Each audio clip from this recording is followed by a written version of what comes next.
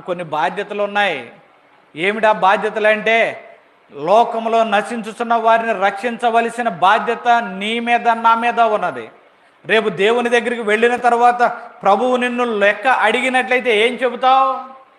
అయ్యా, నీవు నన్ను దీవించావు, నన్ను ఆశీర్వదించావు, మా బిడలను దీవించావు, మా బిడలను ఆశీర్వదించావు, చాలు ప్రభువా అని చెబుతావా?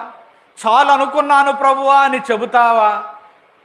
ప్రభు అంటాడు, ఇందుకోసమా నేను సిలువలో నీ కొరకు రక్తం కార్చింది, ఇందుకోసమా సిలువలో నీ కొరకు నేను మేకులను దిగగొట్టుకుంది, ఇందుకోసమా సిలువలో నేను గాయాలను పొందుకుంది, ఇందుకోసమా నేను రక్తాన్ని కార్చింది. నీవు కేవలం ఆశీర్వదింపబడటానికేనా? కాదు కదా. లోకంలో నశించుచున్న వారి కొరకు నీవు ఏమి చేసావని ప్రభు అడిగితే ఏం చెబుతాం? అందుకని కనీసము దేవుని సన్నిధానానికి వచ్చి మొరపెడదాం.